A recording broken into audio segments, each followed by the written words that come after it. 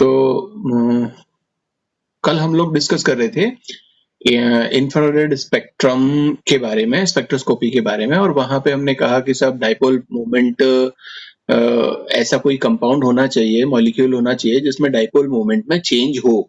अगर dipole movement में change होगा तो वो इंफ्रारेड जो रेडिएशंस हैं उनको एब्जॉर्ब करेगा और वो आईआर एक्टिव सब्सटेंस या मॉलिक्यूल कहलाएगा, और हमें एक जो एब्जॉर्प्शन बैंड है या एक एब्जॉर्प्शन स्पेक्ट्रम है वो प्रोवाइड करेगा। और साथ में हम ये भी देखना चाह रहे थे कल के जो भी कोई कंपाउंड ऐसा है जो वाइब्रेशंस कर रहा है या वाइब्रेशनल मोशन में है, तो वो वाइब्रेशन किस तरह के होते हैं। तो वहां पे हमने देखा कि वो सिंपल हार्मोनिक ऑसिलेटर की तरह बिहेव करता है, जो सरल आवर्त जो दोलक होता है उसकी तरह वो गति करता है। और यहाँ पर हमने इस एग्जाम्पल से समझने की कोशिश की थी कि ये एक नॉर्मल आपका एक HCl का मॉलिक्यूल है, जहाँ पे इस जो बीच वाला पॉइंट हमें मिल रहा है, जो हमारा इक्विलिब्रियम डिस्टेंस है, वहां पे हाइड्रोजन है, और ये जो हमने इस एनर्जी वाले एक्सिस पे जो बड़े गोले बनाए हैं वो हमारे पास में क्लोरीन है। ठीक है, तो हम ऐसा मानते हैं कि इसका इनर्शिया ज्यादा होता है और इस वजह से ये फिक्स रहता है और मूव नहीं करता, बल्कि हाइड्रोजन जो है उसका इनर्शिया छोटा होगा, मास कम होगा, इस वजह से तो वो मूव करता है। तो इसका जो इक्विलिब्रियम डिस्टेंस ये है, और हमने इसको यहाँ कंप्रेस किया तो इसके अंदर एक पोटेंशियल एनर्जी जो है वो स्टोर हो गई इसमें, या एक रीस्टोरिंग फोर्स इसमें एक क्रिएट हो गया। और जब हम इसको छोड़ेंगे तो ये यहाँ इस पोजीशन पर आकर के रुकेगा। फिर इसी तरीके से ये क्या करता रहेगा, यहाँ हमारा जो पार्टिकल है या ये जो हमारा HCl मॉलिक्यूल है वो मोशन करता रहेगा वाइब्रेशन का। इसी तरह से हमने देखा कि अगर हम इसको थोड़ा सा और ज्यादा प्रेस करें तो यहाँ पे वाइब्रेशन करता रहेगा, और ज्यादा प्रेस करें तो और रीस्टोरिंग फोर्स डेवलप होगा, ये और बाहर की तरफ यहाँ निकल के आएगा। तो इस पर्टिकुलर जो पोजीशंस है इन पे वाइब्रेशन करता रहेगा, और इस तरह से हम बहुत सारे वाइब्रेशनल लेवल्स बना सकते हैं। और उसका ग्राफ हमने इसको देखा तो कुछ इस तरीके का हमें वो ग्राफ देखने को मिला। ठीक है, नॉर्मली जो एक मॉलिक्यूल है वो एक कोई गति करता रहता है, चाहे ये वाला वाइब्रेशन करे V0 वाला, चाहे वो V1 वाला करे, चाहे V2 वाला करे, चाहे V3 वाला, चाहे V4, क्योंकि एक लेवल से दूसरे लेवल में अगर हम वाइब्रेशन पहुंचाना चाहते हैं, हम चाहते हैं कि ये छोटा वाइब्रेशन ना करके ये जो वाइब्रेशन कर रहा है यहाँ पे,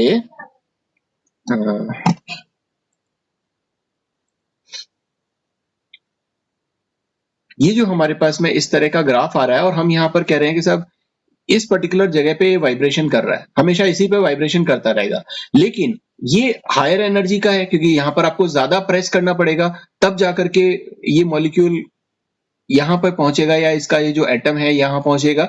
तो हमें यहाँ पर ये जो डिफरेंस है इस एनर्जी को प्रोवाइड करना पड़ेगा। ठीक है ना, और ये एनर्जी प्रोवाइड करने का जो काम है, ये जो डेल्टा ई है, ये जो एनर्जी प्रोवाइड करने का काम ही वो लाइट करती है, जो आप इंफ्रारेड लाइट आप इसके ऊपर डालते हो तो वाइब्रेशन लेवल में चेंज हो जाता है। ठीक है ना, और ये जो वाइब्रेशन इस पर्टिकुलर जगह पे कर रहा था वो वाइब्रेशन अब इस पर्टिकुलर जगह पे होने लगती है। इसी तरह से हम अलग अलग वाइब्रेशन लेवल्स को ले सकते हैं, और वो कहीं पर भी मूव कर सकता है, वो यहाँ से यहाँ पे भी मूव कर सकता है, वो यहाँ से यहाँ पे भी वाइब्रेशन मूव कर सकता है। वो डिपेंड करता है कि हमने उसको किस तरह की एनर्जी दी हुई है। ठीक है, उसके बारे में थोड़ा सा हम और बाद में पढ़ेंगे। और खैर फिलहाल मेरा जो बात थी वो ये थी कि जो सिंपल हार्मोनिक ऑसिलेटर है वो किस तरह से काम करता है। और इसके लिए फिर हमने यहाँ पर एक फार्मूला ड्राइव किया था, और जिसमें देखा था कि जो हमारे पास जो हुक्स लॉ है, उस हुक्स लॉ के अकॉर्डिंग जो वाइब्रेशनल फ्रीक्वेंसी है, वाइब्रेशनल फ्रीक्वेंसी का हमारे पास में एक इक्वेशन था जो कि था vibrational frequency equals to 1/π k/μ का अंडर रूट। ठीक है, ये एक इक्वेशन हमारे पास आई थी, और क्योंकि हमें पता है कि हम फ्रीक्वेंसी के टर्म में बात नहीं करते, हम बात करते हैं वेव नंबर के टर्म में, और वेव नंबर को हम जब हम जो हमारा नॉर्मल वाइब्रेशंस होते हैं या जो हमारा प्लांक का जो आपने नियम देखा होगा उसमें h न्यू लेते हैं, और ये जो न्यू है ये फ्रीक्वेंसी है, और ये कहीं ना कहीं हम इसको c/λ लिखते हैं। तो 1/λ जो है वो फ्रीक्वेंसी वेव नंबर के बराबर होता है। ठीक है ना? तो अगर इस तरीके से, तो यहां पर भी आप क्या कर सकते हो, सेम वही ले सकते हो कि ये आपका फ्रीक्वेंसी है, फ्रीक्वेंसी के अंदर आप सी का डिवाइड कर दो। तो अगर ऐसा आप ऐसा कर पाते हो जिसमें ओमेगा या फ्रीक्वेंसी जो है वो आपका सी अपॉन लैम्बडा है, ये आपका सी अपॉन लैम्बडा, ये वैल्यू अगर आप यहाँ पे पुट कर देते हैं तो हमारे पास में ये जो वेव नंबर है, जो वाइब्रेशनल फ्रीक्वेंसी का वेव नंबर है, वो हमें निकल करके आ जाता है डब्ल्यू अपॉन या सॉरी ओमेगा अपॉन सी। तो ओमेगा अपॉन सी, अब ओमेगा की वैल्यू हमारे पास में ये है ही 1 अपॉन पाई के अपॉन म्यू का अंडर रूट।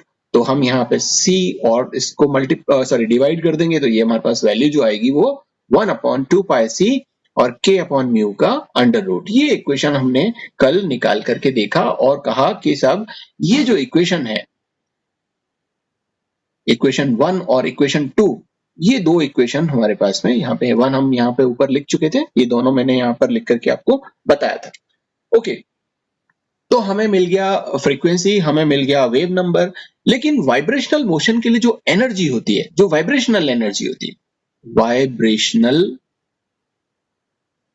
एनर्जी किसके लिए?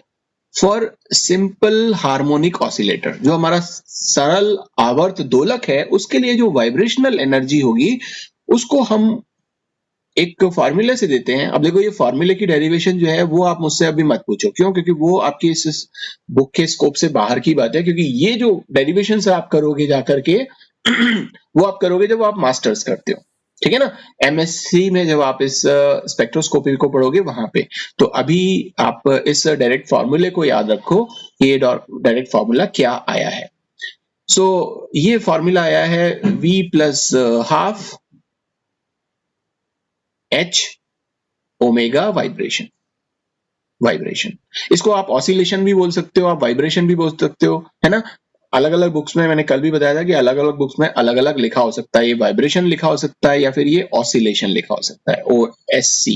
तो दोनों का मतलब वही है कि जो हमारा मॉलिक्यूल है वो इस तरीके से वाइब्रेट कर रहा है, ऑसिलेशन कर रहा है, ठीक है ना? उसके लिए जो फ्रीक्वेंसी आई है उस फ्रीक्वेंसी को हमने यहाँ पर लिखा है। और ये जो एनर्जी हमने दी है, वो जो एनर्जी का फॉर्मूला है ये वाला, वो है जूल्स में। ये जो एनर्जी निकाल करके देगा वो देगा आपको जूल्स में। और यहाँ पर आपको सब पता है कि एच प्लांक कांस्टेंट है, और जो ओमेगा ऑसिलेशन है या ओमेगा वाइब्रेशन है वो फ्रीक्वेंसी है जिसको आप हर्ट्ज में लेते हो। और एक नई टर्म आपको यहाँ पे वी जो है वो दिख रही है, ये जो कैपिटल वी है, इस पर थोड़ी सी बात कर लेते हैं कि ये क्या है। ये कुछ थोड़ा सा नया सा है और इसको हम बोलते हैं vibrational quantum number. Quantum numbers आपको पता ही है ना, पढ़े हैं आपने। यहां पर आपको सिर्फ वाइब्रेशनल क्वांटम नंबर पर ध्यान देना है कि वाइब्रेशनल क्वांटम नंबर क्या था। तो उसके लिए हम इस पुराने वाले हमारे इस डायग्राम पर चलते हैं। तो देखो, ये जो मैंने लिखा भी था, आपने शायद ध्यान भी दिया होगा कि v equals to 0, v equals to 1, v equals to 2, 3, 4, 5 and so on. ये जो v जो लिखा हुआ है यही वाइब्रेशनल क्वांटम नंबर है कि वो किस पर्टिकुलर जगह पर वाइब्रेशन कर रहा है, किस पर्टिकुलर लेवल में वाइब्रेशन कर रहा है। और ये जो वाइब्रेशनल क्वांटम नंबर है ये भी क्या होते हैं, ये भी क्वांटाइज्ड होते हैं। इसीलिए इनकी जो वैल्यू है वो क्या होती है, वो 1 हो सकती, सॉरी 0 हो सकती है, 0 से लेकर के और फिर हम आगे मूव करते जाएं तो ये आगे कुछ भी हो सकती है। यहाँ पर वाइब्रेशन एक्चुअली कर नहीं रहा, इसलिए हम इसको V0 लिखते हैं और यहाँ पर फिर वो वाइब्रेशन थोड़ा थोड़ा करता जाता है, जैसे जैसे ज्यादा उस तरह से ये वैल्यूज आई हैं। तो आई थिंक आप लोगों को ये V समझ में आ गया होगा कि वाइब्रेशनल क्वांटम नंबर क्या है, जो हमारे पास में अलग अलग वाइब्रेशनल लेवल्स हैं, है ना, इनको हम वाइब्रेशनल क्वांटम नंबर बोलते हैं। ठीक है, सो ये हमारे पास इक्वेशन है। इस इक्वेशन को हम एक और, हमें जैसे पता है कि हमको जूल्स के टर्म में नहीं चाहिए, हमको जो भी एनर्जी चाहिए या जो भी हमें जो मॉलिक्यूल है, उस मॉलिक्यूल को जो भी लाइट हम प्रोवाइड कर रहे हैं वो हमें चाहिए वेव नंबर की फॉर्म में, जिसका जो यूनिट है वो सेंटीमीटर इनवर्स आए। तो हम इस इक्वेशन को क्या करते हैं, हम हमारी वेव नंबर की फॉर्म में कन्वर्ट कर लेते हैं। ठीक है, क्योंकि जूल्स वाली जो इक्वेशन है वो हमारे काम की नहीं है। हालांकि क्वेश्चंस आ सकते हैं इसके ऊपर, आपको पता होना चाहिए, इसलिए मैंने आपको इस इक्वेशन को लिख भी दिया है, बट हमको चाहिए इस फॉर्म में। तो इस फॉर्म में हम कन्वर्ट करते हैं इसको। तो देखो, कन्वर्ट करने के लिए एक सिंपल सा रूल फॉलो करते हैं कि E equals to h nu होता है। ठीक है, और न्यू की जगह मैं यहाँ पर ओमेगा लिख सकता हूं, जो ओमेगा वाइब्रेशन है या ओमेगा ऑसिलेशन, ठीक है, फ्रीक्वेंसी, ये फ्रीक्वेंसी को ही बता रहा है ना। तो ये इक्वेशन आगे फर्दर क्या हो जाएगा, ये हो जाएगा h upon c upon lambda, क्योंकि ये जो फ्रीक्वेंसी है इस फ्रीक्वेंसी को आप क्या लिख दोगे, c अपॉन लैम्बडा लिख दोगे। और 1 अपॉन लैम्बडा की अगर हम बात करें तो 1 अपॉन लैम्बडा कैसे लिखा जाएगा, 1 अपॉन लैम्बडा लिखा जाएगा कि ये जो दोनों टर्म है, ये देखो e और e, ये 1 अपॉन लैम्बडा है ना, ये जो दोनों टर्म है इन दोनों टर्म्स को क्या करते हैं हम इधर ले आए नीचे, तो वो अगर हम नीचे ले आते हैं तो हमारा जो इक्वेशन हो जाता है वो क्या हो जाता है, e अपॉन एच सी। ये एनर्जी कौन सा है, वाइब्रेशन या ऑसिलेशन का एनर्जी, ठीक है। सो ये इक्वेशन हमारे पास में आता है निकल करके, ओके। अगर ये इक्वेशन निकल के आता है तो हम इसको आगे भी सॉल्व कर सकते हैं। तो हमारे को पता है कि ये जो एनर्जी ऑफ वाइब्रेशन है जो हमने यहां पर निकाला है, ये क्या है, ये है हमारे पास में अच्छा, जब हम, चलो वो चीज मैं बाद में बता दूंगा, पहले मैं इसको इक्वल्स टू से ही लिखता हूं, फिर यहाँ का जो टर्म है वो बताता हूं। तो ये देखो, ये जो टर्म है 1 अपॉन लैम्बडा, ये क्या है, energy of vibration, energy of vibration ये, तो इस एनर्जी ऑफ वाइब्रेशन को लिख देते हैं पहले। सो v plus half multiplied by h multiplied by omega of vibration या ऑसिलेशन अपॉन, ये क्या है, hc से इसको डिवाइड करते हैं, तो हमने यहाँ पर इसको hc से डिवाइड कर दिया, h मल्टीप्लाइड बाय c। अब होगा क्या, ये h और ये h, ये दोनों h कट जाएंगे और हमें जो इक्वेशन मिलेगा वो मिलेगा 1 upon lambda equals to v plus half, क्या है ये, फ्रीक्वेंसी अपॉन c, और हमने अभी थोड़ी देर पहले क्या बताया था, फ्रीक्वेंसी अपॉन c, यही है ना, फ्रीक्वेंसी अपॉन c, और फ्रीक्वेंसी अपॉन c को क्या लिखते हैं, ओमेगा बार लिखते हैं ना, ये लिखाया था।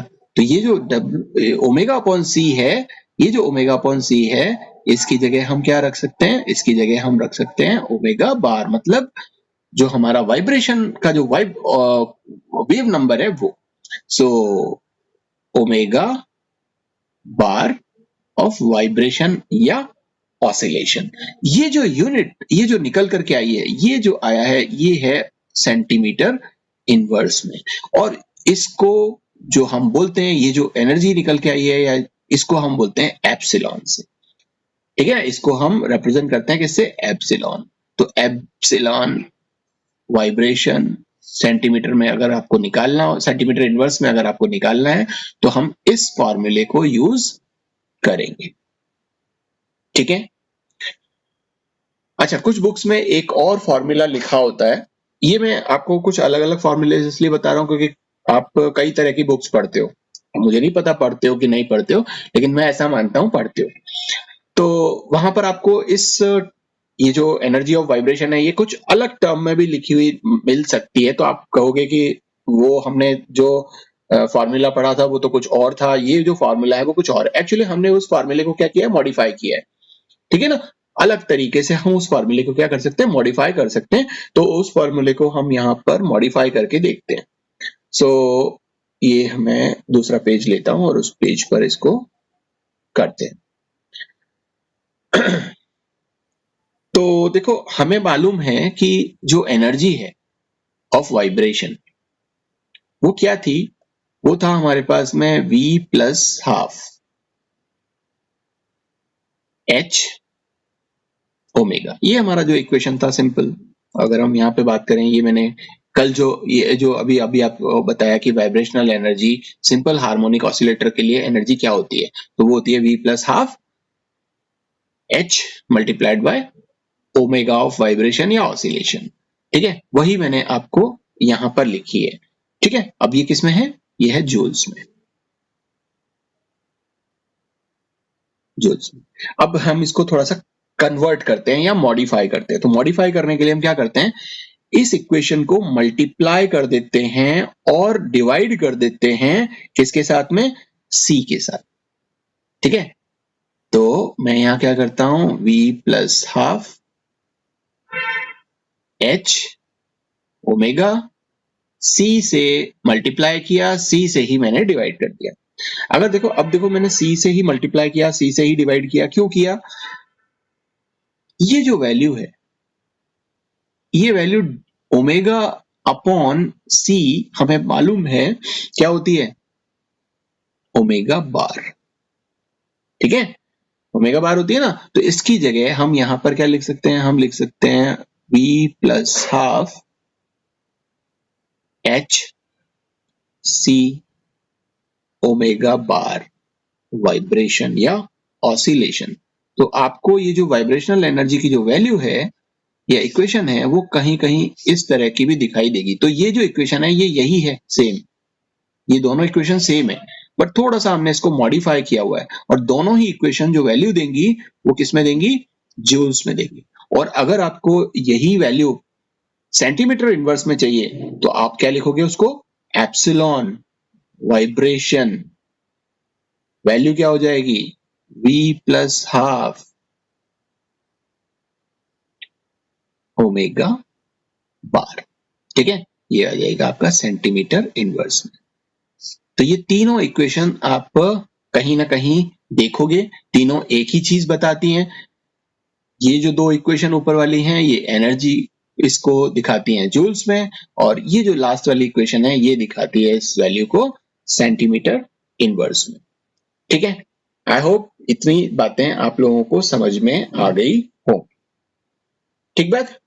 अब हम थोड़ा सा आगे चलते हैं, क्योंकि एनहार्मोनिक जो ऑसिलेटर्स हैं वो आपके सिलेबस में नहीं है, इसलिए मैं वहां पर डिस्कशन नहीं करूंगा और सीधे आते हैं हम अपने अगले टॉपिक पर कि अब हम क्या पढ़ें या क्या हम देखें।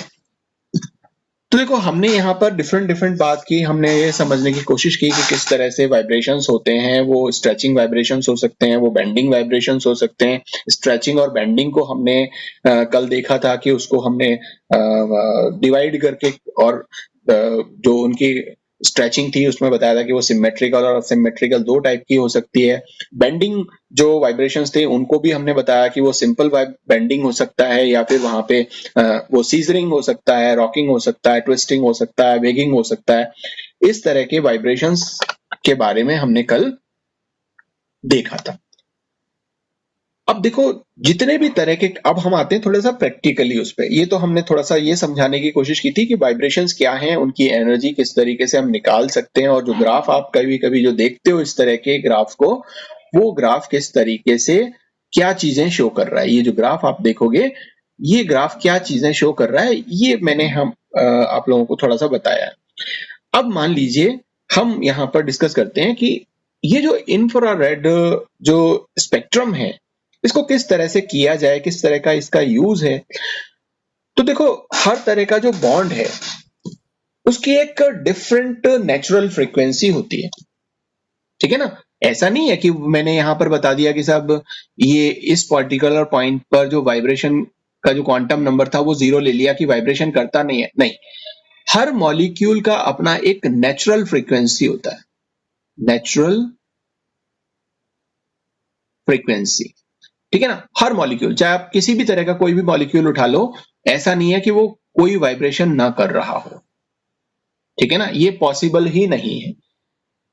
अगर आप किसी कंपाउंड में देखोगे ना, जैसे मान लीजिए कि आप बोलते हो कि साहब सॉलिड में तो वाइब्रेशन नहीं होना चाहिए, क्योंकि वहां पर तो जो मॉलिक्यूल्स हैं या पार्टिकल्स हैं वो बिल्कुल एक फिक्स जगह पर है। ठीक है, तो मैं मान लो कि अगर आप इस क्यूब से इसको थोड़ा समझने की कोशिश करो, और यहां पर इस पॉइंट पे मैं कहता हूं कि एक पार्टिकल है ना, क्यूबिक इसकी स्ट्रक्चर है, और यहां पर इस पर पार्टिकल है। तो देखो, इसकी मूवमेंट तो कुछ भी नहीं है, क्योंकि ये मूव नहीं कर रहा है, ये रोटेट भी नहीं कर रहा है, क्योंकि रोटेशन जो है वो होता है जहां पर मॉलिक्यूल रोटेट करने लगे, जिसके बारे में थोड़ा सा हमने पढ़ाया था। हालांकि वो आपके सिलेबस में नहीं है, क्योंकि वो जब हम पढ़ते हैं माइक्रोवेव स्पेक्ट्रोस्कोपी, स्पेक्ट्रोस्कोपी, तब आप पढ़ते हो रोटेशनल स्पेक्ट्रोस्कोपी को, एक्चुअली कि मॉलिक्यूल किस तरह से रोटेट होगा, कैसे क्या होगा, वो हम पढ़ते हैं माइक्रोवेव स्पेक्ट्रोस्कोपी में। तो वो हमारे सिलेबस में नहीं है। हमारे सिलेबस में केवल 3 तरह की स्पेक्ट्रोस्कोपी है, यूवी, विजिबल, ये दोनों हम एक में ही पढ़ते हैं, और जो तीसरा है वो है हमारे पास में इंफ्रारेड स्पेक्ट्रोस्कोपी। तो हम बेसिकली ये दो ही हुई, यूवी विजिबल और आईआर, तो इन दोनों को ही देखेंगे, रोटेशनल नहीं देखेंगे। तो खैर मैं यहाँ पे बता रहा था कि यहाँ पे जो इलेक्ट्रॉन्स हैं, सॉरी जो मॉलिक्यूल्स हैं, वो मॉलिक्यूल्स रोटेट नहीं हो सकते, एक जगह से दूसरी जगह मूव नहीं कर सकते, लेकिन ये अपनी जगह पर ही वाइब्रेट जरूर कर सकते हैं। चाहे इसमें कितना भी टेम्परेचर आप कम कर लो, 0 डिग्री पर भी आप लेके चले जाओगे या एब्सोल्यूट 0 पे भी लेके चले जाओगे, जो हमारा 0 केल्विन होता है, जो -273 डिग्री सेल्सियस के बराबर होता है, इतना टेम्परेचर भी अगर आप कर देते हो तो भी इसमें थोड़ा थोड़ा क्या बचता है, थोड़ा थोड़ा इसमें वाइब्रेशन बचता ही है, चाहे वो बहुत ही कम क्यों ना हो। वाइब्रेशन को आप कभी नहीं रोक सकते, ठीक है ना।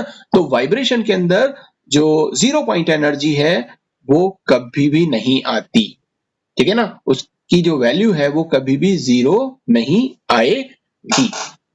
ओके, सो इस बात को आप थोड़ा सा मतलब क्या कह सकते हैं इसको, ये ध्यान देने वाली बात है कि वाइब्रेशन वो हमेशा ही हमेशा करेगा और उसकी कुछ ना कुछ एक नेचुरल फ्रीक्वेंसी हमेशा बनी रहती है। और इसी नेचुरल फ्रीक्वेंसी होने की वजह से ये जो कंपाउंड है, इसका जो भी एनवायरमेंट होगा, चाहे वो बिल्कुल छोटा सा भी डिफरेंस अगर उस एनवायरमेंट में होता है, तो दो मॉलिक्यूल कभी भी इस वजह से जब स्पेक्ट्रम हमें मिलेगा तो उसका स्पेक्ट्रम एक जैसा नहीं मिलेगा, वो हमेशा उस स्पेक्ट्रम को कैसे वो मिलेगा, एक अलग सा स्पेक्ट्रम मिलेगा। इसी वजह से जो इंफ्रारेड स्पेक्ट्रोस्कोपी है उसको हम फिंगरप्रिंट स्पेक्ट्रोस्कोपी भी बोलते हैं। फिंगरप्रिंट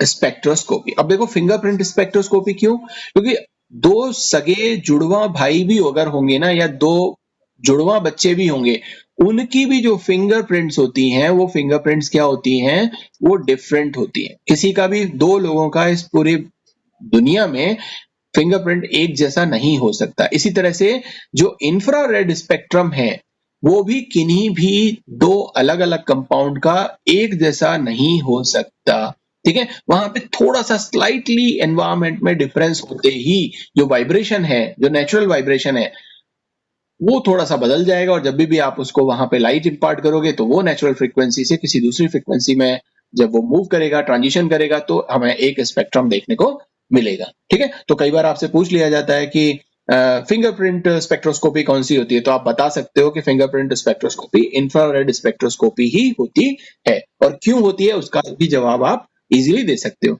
अगर हमारे पास में सेम ही कंपाउंड है, मान लीजिए कि आप मेरे पास में यहाँ पर मिथेन ही है और दूसरा भी मिथेन है, तब तो हमें सेम स्पेक्ट्रा मिल जाएगा।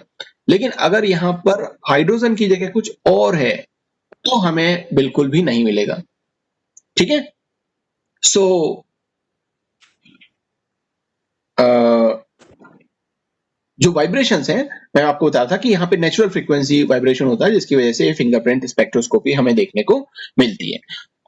एक चीज और हमने कल पढ़ी थी, उसी को थोड़ा सा और आगे लेके चलते हैं कि सब जो मोशन होता है उसमें स्ट्रेचिंग होती है बॉन्ड की, या फिर बॉन्ड एंगल जो है वो बदलता है, जिसकी वजह से मॉलिक्यूल जो है वो वाइब्रेशन में आ जाता है, और अलग अलग तरह की हमने स्ट्रेचिंग और बेंडिंग वाइब्रेशंस देखी थी। यहाँ एक चीज हमेशा ध्यान रखना कि जो आपका स्पेक्ट्रम है, जब भी आप उस स्पेक्ट्रम को लोगे तो जो फंडामेंटल वाइब्रेशंस हैं, फंडामेंटल वाइब्रेशंस का मतलब कि जो एक्चुअल स्पेक्ट्रम होगा वो हमेशा कॉम्प्लेक्स होगा, कॉम्प्लेक्स स्पेक्ट्रम आता है। ऐसा नहीं है कि आपने एक यहां पर ये स्पेक्ट्रम लेना चाहा इस तरीके से, और ये कुछ इस तरीके से मूव कर रहा है, कुछ ऐसे आया, कुछ ऐसे इस तरीके से आया। ये एक सिंपल स्पेक्ट्रम है जो एक नॉर्मल स्पेक्ट्रम आना चाहिए, ठीक है ना। वो कैसा होगा, वो कुछ इस तरीके का होगा कि साहब हमें ये दो पीक मिल रही हैं, ये यहां पर हुआ, ये सीधा यहां कुछ नहीं आया, और यहां पर ये पहली पीक आ गई उसके बाद में, और यहां पर जाकर के ये दूसरी पीक आ गई। ऐसा कभी भी नहीं होता, ठीक है ना। ये हमारा जो स्पेक्ट्रम है वो कैसा हो जाता है, कॉम्प्लेक्स हो जाता है। इस तरह का कॉम्प्लेक्स स्पेक्ट्रम हमें देखने को मिलता है। इस तरह का सिंपल स्पेक्ट्रम हमें देखने को नहीं मिलता है। इसमें डिफरेंट डिफरेंट बैंड्स आपको देखने को मिलेंगे, एब्जॉर्प्शन बैंड्स। अब ये किस किस तरह के होते हैं, इसमें देखो कई सारी चीजें मिल सकती हैं। इसमें आपको मिलेंगे ओवरटोन्स, इसमें मिलेगा आपको कॉम्बिनेशन बैंड्स, कॉम्बिनेशन बैंड्स, और इसमें आपको मिल सकते हैं डिफरेंस बैंड्स, डिफरेंस बैंड्स। ठीक है ना। तो हमें ये जो चीजें हैं वो हमें यहां पर देखने को मिलती हैं। तो फंडामेंटल तो ये है, फंडामेंटल का मतलब जो ओरिजिनली मिलना चाहिए, जो नेचुरल फ्रीक्वेंसी है सिर्फ वही वही हो और इधर उधर की कुछ भी नहीं हो। हमने कह दिया कि सब इस वाइब्रेशन को या सिर्फ हम इतनी ही एनर्जी देंगे और ये यहीं पर ही सिर्फ ट्रांजिशन करेगा, ये यहां से यहां नहीं जाएगा, ये यहां से यहां नहीं जाएगा, इस तरह की कुछ भी पॉसिबिलिटी नहीं रहेगी, सिर्फ ये यहां जाएगा। बट ऐसा तो पॉसिबल है नहीं। जब आप उस पर रेडिएशन डालोगे तो रेडिएशन में तो बहुत सारे टाइप की वेवलेंथ की या एनर्जी की रेडिएशंस है, तो वो तो यहाँ पर इस इतनी रेडिएशंस वाली एनर्जी भी प्रोवाइड करेंगी तो इतनी ज्यादा वाली भी करेंगी। ठीक है ना। तो इस वजह से यहाँ पर आपको कुछ ओवरटोन्स, कॉम्बिनेशन बैंड्स या डिफरेंस बैंड्स देखने को मिल जाते हैं। ठीक है ना। सो पहले ये समझते हैं ओवरटोन्स जो हैं वो ओवरटोन्स क्या होते हैं। ओवरटोन्स होते हैं, अगर मैं इस ग्राफ को थोड़ा सा दोबारा से बना करके आपको बताऊं,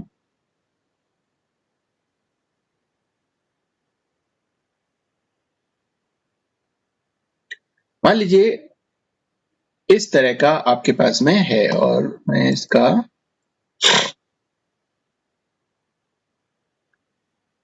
और एक ये आपके पास में, तो ये V0 है, ये V1 है, V2 है, V3 है और V4।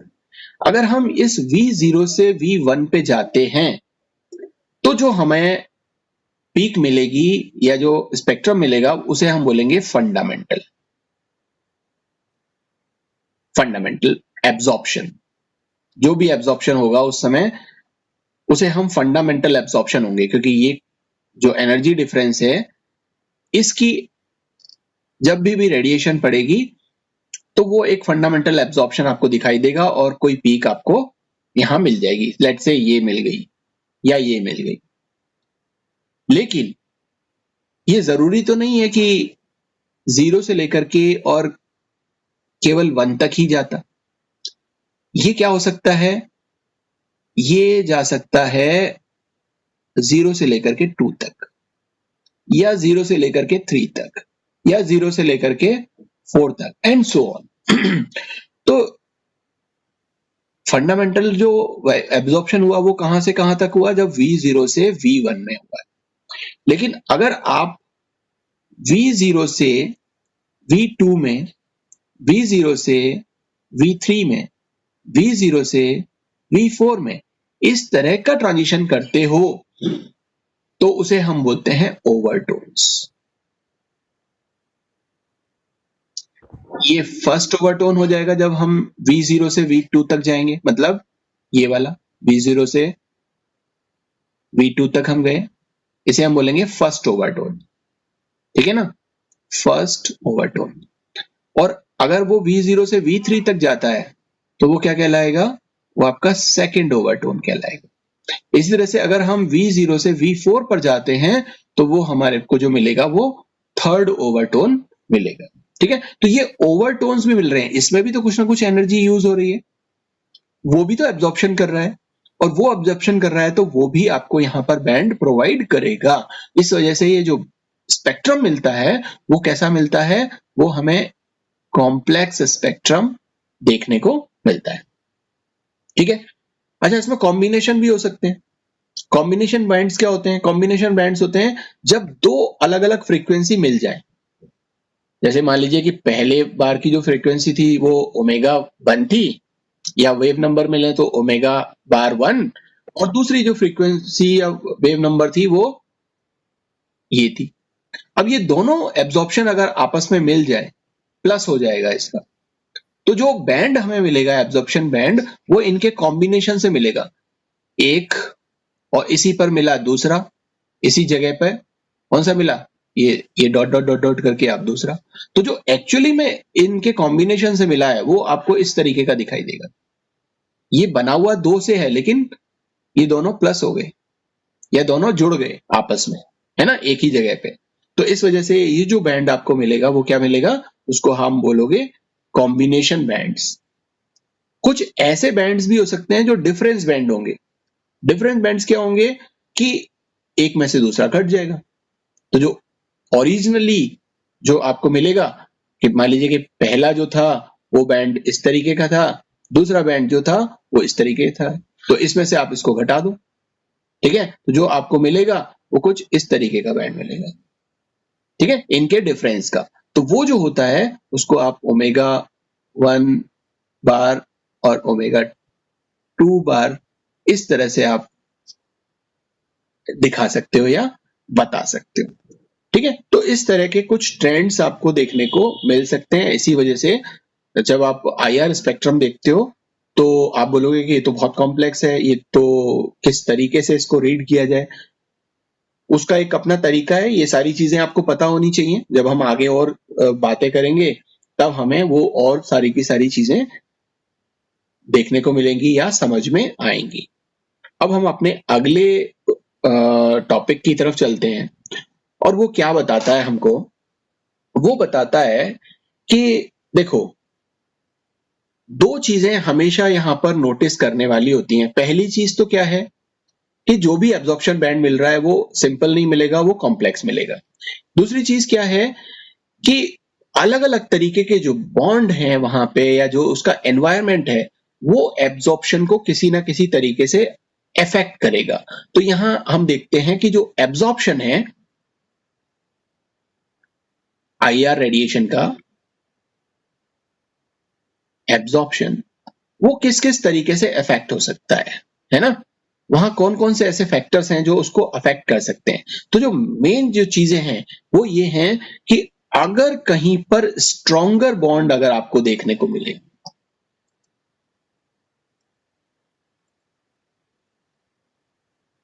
अगर आपको स्ट्रॉन्गर बॉन्ड देखने को मिले, स्ट्रॉन्गर बॉन्ड, और एक आपको मिले वीकर बॉन्ड, स्ट्रॉन्गर बॉन्ड और वीकर बॉन्ड। अभी हम बात कर रहे हैं वापस उसी पर जो हमने दिया था हुक्स लॉ,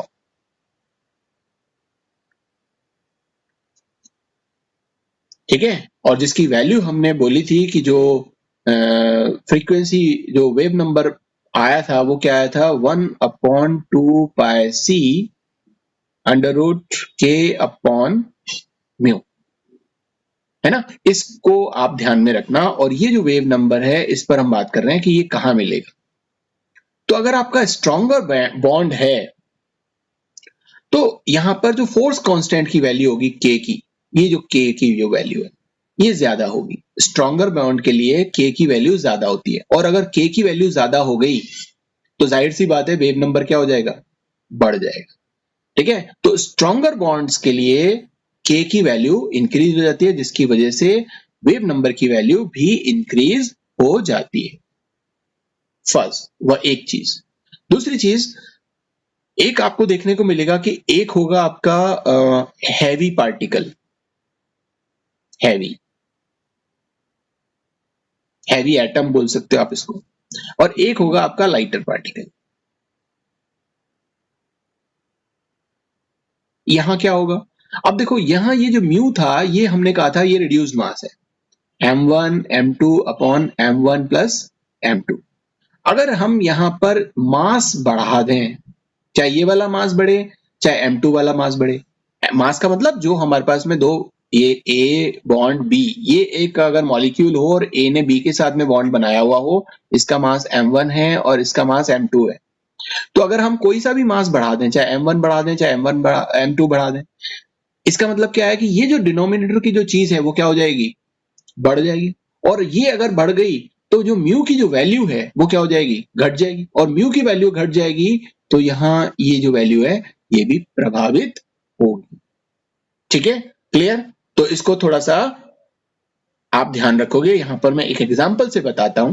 मान लीजिए कि हमारे पास में कार्बन ट्रिपल बॉन्ड कार्बन, एक हमारे पास में होगा कार्बन डबल बॉन्ड कार्बन, और एक हमारे पास होगा कार्बन सिंगल बॉन्ड कार्बन। जाहिर सी बात है इसमें sp हाइब्रिडाइजेशन है, इसमें sp2 हाइब्रिडाइजेशन है, और इसमें sp3 हाइब्रिडाइजेशन। अगर आप दोनों इन तीनों कंपाउंड्स में या इस तरह की हाइब्रिडाइजेशन में अगर आप ये देखो कि कौन ज्यादा स्ट्रॉन्ग बॉन्ड बनाता है, तो आपको पता है यहाँ पे s करेक्टर ज्यादा है, इसमें 50% s करेक्टर है और 50% ही p करेक्टर है। और यहां पर अगर आप देखते हो तो यहाँ पे 33% s करेक्टर है और 66% p करेक्टर है। और यहां पर अगर आप देखते हो तो s करेक्टर जो है वो 25% है और p करेक्टर जो है वो 75% है। और आपको पता है कि जो s करेक्टर ज्यादा होता है, मतलब s ऑर्बिटल नाभिक के सबसे पास में रहता है, और पास में रहेगा तो सबसे ज्यादा स्ट्रॉन्ग अट्रैक्शन इसका रहेगा, स्ट्रॉन्ग अट्रैक्शन रहेगा तो स्ट्रॉन्गर बॉन्ड बनाएगा।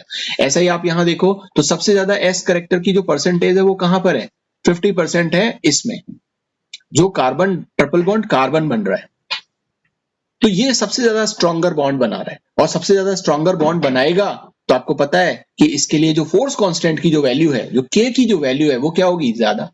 तो इसके लिए हाई के की वैल्यू है, और यहां पर जो के की वैल्यू होगी वो क्या होगी, लो होगी, जिसकी वजह से जो कार्बन ट्रिपल बॉन्ड कार्बन है वो आपको जो पीक देगा या एब्जॉर्प्शन देगा वो मान लीजिए कि 2150 सेंटीमीटर इनवर्स पर देगा, ये 1650 सेंटीमीटर इनवर्स पर देगा, और carbon single bond carbon 1200 centimetre inverse पर देगा। तो इससे आप जाहिर सी बात है पता लगा सकते हो कि ये carbon double bond sorry triple bond carbon ने ज्यादा और कार्बन डबल बॉन्ड कार्बन ने कम वेव नंबर पर पीक क्यों दिया। उसका रीजन आपको समझ में आ गया, क्योंकि यहां पर फोर्स कांस्टेंट की वैल्यू ट्रिपल बॉन्ड में ज्यादा है, क्योंकि यहां पर एस करेक्टर ज्यादा है। ठीक है, और ऐसे ही यहाँ पे एस करेक्टर और कम हो गया, यहाँ पे 33% था लेकिन यहाँ पर तो जाकर के 25% ही रह गया carbon double single bond carbon में। तो ये और भी कम वेव नंबर पर हमारी जो पीक है वो हमें यहाँ पे देखने को मिलेगी। ठीक है, वेव नंबर कह लो या फिर इसको आप एनर्जी कह लो, वो आप कन्वर्जन कर सकते हो। इसी तरह से अगर आप यहाँ पर स्ट्रेचिंग देखो कार्बन के साथ में और किसी हाइड्रोजन के साथ देख ली, कार्बन की कार्बन के साथ में स्ट्रेचिंग देख ली, कार्बन की ऑक्सीजन के साथ में स्ट्रेचिंग देख ली, कार्बन की किसी हेलोजन के साथ में स्ट्रेचिंग देख ली, और या फिर एक और हेलोजन हम काम मिल, इस तरह से अगर आप स्ट्रेचिंग देखते हो तो आप यहाँ देखो कि हाइड्रोजन का वेट जो मास है, कार्बन का जो मास है, ऑक्सीजन का जो मास है, क्लोरीन का जो मास है और ब्रोमीन का जो मास है, ये इनमें डिफरेंस है, इनके मासेस में डिफरेंस है। और ज्यादा मास किसका होगा, जाहिर सी बात है ब्रोमीन बड़ा है, ब्रोमीन का मास ज्यादा है, और हाइड्रोजन छोटा है, इसका मास जो है वो कम है। और हमने अभी यहां पर कहा था, ये बताया था कि जो m की वैल्यू है वो हम कहीं पर भी बढ़ा दें, तो अगर हम m की वैल्यू बढ़ा देंगे तो जाहिर सी बात है इसकी वैल्यू क्या हो जाएगी, वेव नंबर की कम हो जाएगी। तो ये घटते हुए क्रम में आना चाहिए। तो ये इसे आप देख लो, सिंपली ये बताएगा 3000 सेंटीमीटर इनवर्स पर, carbon double single bond carbon आएगा 1200 सेंटीमीटर इनवर्स पर, और ऑक्सीजन के साथ में हम करेंगे तो ये 1100 सेंटीमीटर इनवर्स पर आएगा, और क्लोरीन के साथ में करते हैं तो ये 750 इनवर्स पर आता है इनवर्स, और अगर हम ब्रोमीन के साथ में करें तो ये 600 सेंटीमीटर इनवर्स पर जो एब्जॉर्प्शन पीक है वो देता है। तो यहां पर आप समझ गए होंगे, देखो यहां पर जो साइज है, वो जो मास है वो बढ़ रहा है। ये जो सर्कल में जो मैंने आपको एटम दिखाया है, एलिमेंट दिखाया है, यहाँ हाइड्रोजन दिखाया, यहाँ पे कार्बन दिखाया, ऑक्सीजन दिखाया, और क्लोरीन और ब्रोमीन, जब हमने इस तरह से दिखाया तो यहाँ पर साइज क्या हो रहा है, बढ़ रहा है, मास क्या है, बढ़ रहा है। और मास बढ़ रहा है तो रिड्यूस मास जो है, यहाँ पर आप देखो ये म्यू की वैल्यू कम हो जाएगी। ये जो म्यू है ये क्या है, ये म्यू है, म्यू म्यू कम हो जाएगा तो जाहिर सी बात है। ठीक है, सो इस तरह से हम इन वैल्यूज को भी दिखा सकते हैं या बता सकते हैं। तो अलग-अलग सब्सटेंसेस का यहाँ पर हम एक एग्जांपल लेते हैं और उसमें समझने की कोशिश करते हैं कि ये किस तरह से हम कैलकुलेट कर के लेकर के आते हैं, ठीक है ना? सो मान लीजिए कि carbon single bond carbon bond आपके पास में है, तो न्यू बार आप निकालोगे और कैसे निकालोगे? 1/2πc। देखो अब ये जो 1/2πc है यहाँ हमेशा फिक्स रहेगा, 2 की वैल्यू भी फिक्स रहेगी, पाई की वैल्यू भी फिक्स रहेगी और स्पीड ऑफ लाइट जो c है वो भी फिक्स रहेगी। तो ये जो 1/2πc जो है इसकी वैल्यू आती है निकल करके 4.1, ठीक है? तो इसकी जगह हम 4.1 रख दिया करेंगे, तो हम इसको पूरा ना लिख करके हम यहाँ पर सीधा लिख देते हैं म्यू बार या ओमेगा बार, क्योंकि हम यहाँ पे बात कर रहे हैं वाइब्रेशनल वेव नंबर की, तो इसको इस तरह से शो कर देंगे, ये वाइब्रेशनल हो गया। सो 4.12 और वही k अपॉन म्यू का अंडर रूट, सो k अपॉन म्यू का अंडर रूट। अब देखो k की जो वैल्यू आती है फॉर सिंगल बॉन्ड के लिए k की वैल्यू जो आती है वो आती है 10 टू द पावर ऑफ 10 की जो 10 to the power of 5 dyne per centimetre, ठीक है? ये वैल्यू आती है। अगर इसी वैल्यू को अगर हम किसके साथ लें, अगर हम इसी वैल्यू को लें डबल बॉन्ड के साथ में, तो डबल बॉन्ड के साथ में लेंगे तो यही वैल्यू क्या हो जाएगी, बदल जाएगी। ये जो वैल्यू आपकी सिंगल बॉन्ड के लिए अगर ये या सॉरी मैंने 10 लिख दिया, ये एक्चुअली 5 है, 5 ये सिंगल बॉन्ड के लिए आती है। और अगर हम डबल बॉन्ड के लिए लेंगे तो 10 टू द पावर ऑफ 5 आएगा, और अगर हम ट्रिपल बॉन्ड के लिए लेंगे तो 15 मल्टीप्लाइड बाय 10 की पावर 5 आएगा। मतलब आप ये देख रहे हो कि वो उतना ही टाइम्स बढ़ जाता है, ये डबल हो गया इसका, ये इसका डबल हो गया, ठीक है ना? तो ये उतने ही टाइम्स बढ़ जाएगा। तो यहां पर अगर हम कार्बन के साथ में अगर हम देखना चाहते हैं कि कार्बन सिंगल बॉन्ड कार्बन, तो ये जो वैल्यू है ये आपकी के की क्या हो जाएगी, ये सिंगल बॉन्ड के लिए 5 मल्टीप्लाइड बाय 10 की पावर 5 डाइन पर सेंटीमीटर। अच्छा, अब एक बात आती है म्यू के लिए, तो म्यू की वैल्यू भी आप यहां पर अलग से कैलकुलेट कर सकते हो कि म्यू इक्वल्स टू होता है क्या, म्यू इक्वल्स टू होगा m1 multiplied by m2 upon m1 plus m2। अब म्यू की वैल्यू कैलकुलेट कर लो। अब आपको पता है क्योंकि हम कार्बन की बात कर रहे हैं तो कार्बन का जो मास होता है वो 12 होता है, ये 12, और इसको भी आप कर दोगे तो ये क्या हो जाएगा 12 प्लस 12। इसको जब आप सॉल्व करके लेकर के आते हो तो ये वैल्यू जो है कुछ आती है, जल्दी से लिख देता हूं, टाइम भी हमारा हो रहा है। ये वैल्यू आएगी आपकी 6, ठीक है ना? अब इस वैल्यू को आप यहां पुट कर दो तो ये हो जाएगा हमारे पास में 4.12 अंडर रूट के की वैल्यू हो जाएगी आपकी 5 मल्टीप्लाइड बाय 10 की पावर 5 अपॉन 6। ये वैल्यू आप रखो यहां पे और जो भी वैल्यू आएगी वो इस ओमेगा बार ऑफ वाइब्रेशन या ऑसिलेशन की आ जाएगी, वाइब्रेशन, ठीक है ना? तो इस तरह से जो कार्बन सिंगल बॉन्ड कार्बन है उसका ये वैल्यू निकल करके ये जो आएगा ये तकरीबन 1200 सेंटीमीटर इनवर्स निकल के आ जाता है। इसी तरह से किसी और कंपाउंड के लिए भी या किसी और बॉन्ड के लिए भी आप ले सकते हो। जैसे मान लीजिए कि आप CH बॉन्ड के लिए ले लो, तो CH बॉन्ड में किस तरह का होगा, तो सर आपकी आवाज साफ नहीं आ रही।